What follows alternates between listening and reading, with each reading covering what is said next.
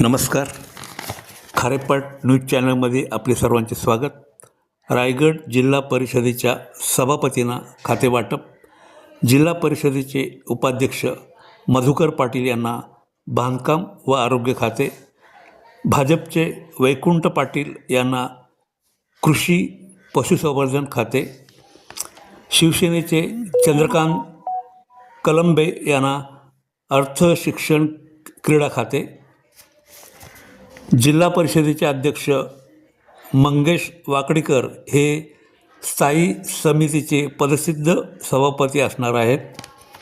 जिल्हा परिषदेची सर्वसाधारण सभा 7 एप्रिल रोजी नियोजन भवन येथे पार पडली. जिल्हा परिषदेचे अध्यक्ष मंगेश वाकडीकर हे अध्यक्षस्थानी होते. यावेळी राज्याचे उपमुख्यमंत्री स्वर्गीय अजितदादा पवार व जिल्हा परिषदेचे माजी उपाध्यक्ष भाऊ पाशिलकर यांना भावपूर्ण श्रद्धांजली वाहण्यात आली. त्यानंतर रायगड जिल्ह्यातील पिण्याचे पाणी, अर्थ, आरोग्य प्रश्न, शिक्षण, कृषी अशा विविध महत्त्वाच्या विषयावर सविस्तर चर्चा करण्यात आली. तसेच यावेळी शिवसेनेच्या गटनेत्या मानसी दळवी, शिवसेना रायगड जिल्हा परिषद सदस्य अनंत गोंधळी, शिवसेनेचे रायगड जिल्हा परिषद सदस्य दिलीप भोईर, रायगड जिल्हा परिषद प्रतोद अमित नाईक, तसेच त्याचप्रमाणे रायगड जिल्हा परिषदेचे अनेक सदस्यांनी आपले विविध प्रश्न सभागृहात मांडले. त्याला सकारात्मक उत्तरे जिल्हा परिषदेचे अध्यक्ष मंगेश वाकडीकर, जिल्हा परिषदेचे उपाध्यक्ष मधुकर पाटील, कृषी सभापती वैकुंठ पाटील, तसेच अर्थ व शिक्षण सभापती चंद्रकांत कलंबे यांनी सदस्यांना समर्पक उत्तरे दिले. यावेळी विविध खात्याचे प्रशासकीय अधिकारी उपस्थित होते. रायगड जिल्हा परिषद सर्वसाधारण सभा अत्यंत खेळीमेळीचे वातावरण संपन्न झाली. राष्ट्रगीताने सभेची सांगता करण्यात आली. खारेपाट न्यूज, महेंद्र म्हात्रे, रिपोर्टर. बघितलं तिथेही अनेक गावं उपेक्षित आहेत. बरोबर, पाण्याची समस्या आहे आणि गाळयुक्त पाणी लोक आजही पितात. मी अनेक वेळा सांगितलं फिल्टरेशन प्लॅन्ट बनवा, मला फोटो, प्रत्यक्षात प्रॉपर काम झालं पाहिजे. या ठिकाणी अध्यक्षांना कळकळीची विनंती आहे. मॅडम, आपण चांगला प्रश्न मांडला.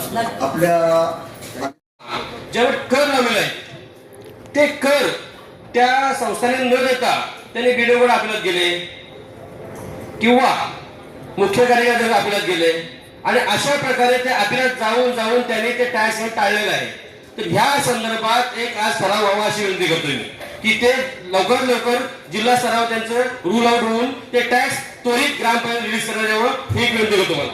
दुसरा विषय संबंधित प्रशासकीय यंत्रणा चालू असेल हा एक माझा तुम्ही माझी विनंती आहे आणि त्यासाठी तुम्ही कार्यवाही करायची विनंती आहे.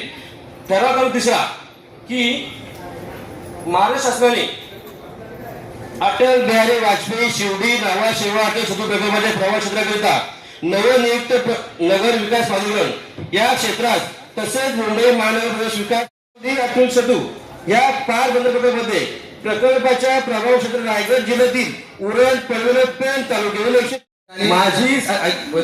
माझी विनंती आहे. हे बरंच जलजीवन मिशन बद्दल डिस्कशन झालं. माझा जो मतदारसंघ आहे तो अति ग्रामीण आणि डोंगराळ म्हटलं तरी चालेल. आता आमचे सहकारी मित्र सचिन राहुल यांनी एक विषय मांडला की 1 दिवस आड किंवा 2 दिवस आड त्यांच्या तिथे पाणी येते. जर माझा मतदारसंघ बघितला तर जवळपास 30% लोकांना पाणीच नाही. म्हणजे फक्त टँकर पुरवणं हे मला असं वाटतं सोल्युशनच नाहीये.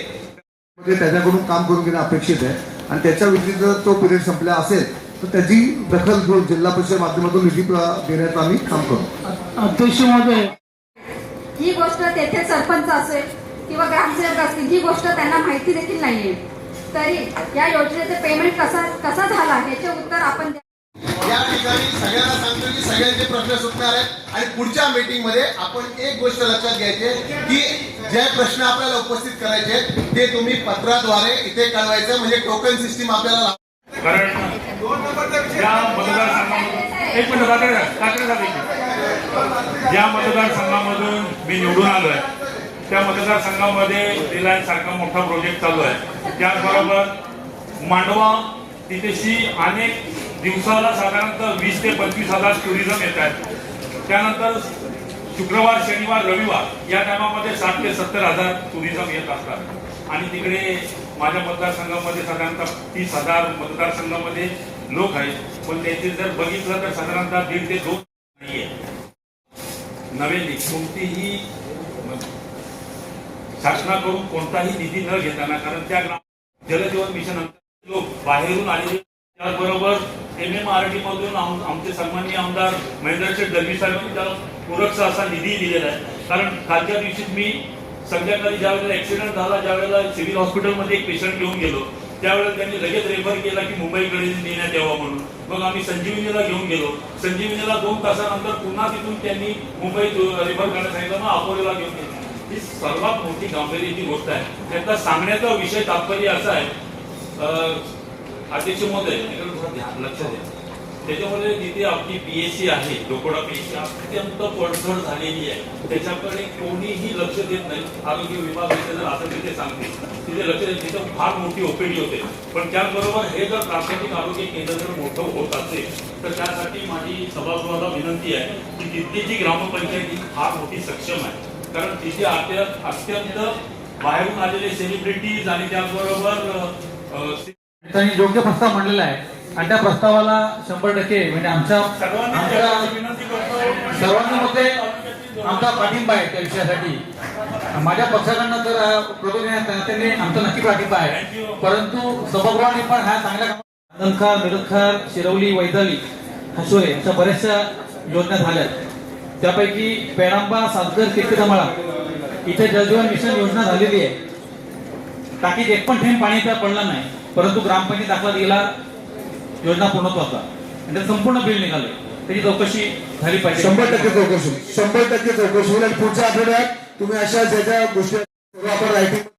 एक छोटीशी तुम्हाला एक विषय मांडतो.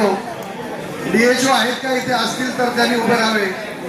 जिथे माझ्या जिल्हा परिषद वार्ड कराव कर्जत अंतर्गत जिथे गावामध्ये उपकेंद्र बांधून साधारण 4 वर्ष झालेली आहेत, त्या उपकेंद्रामध्ये अजून उपकेंद्र चालूच झालं नाही. तर त्याचं काय कारण आहे ते आपण सांगावं. यानंतर त्या ताईने जी मांडली की रेबीजचं जे लस भेटत नाही, अहो रेबीज आणि खोकल्याचं औषध सुद्धा आपल्या जिल्ह्यामध्ये उपलब्ध नाही, ही मोठी शोकांतिका आहे. मग याकडे आपण जास्तीत जास्त लवकरात लवकर लक्ष द्यावे.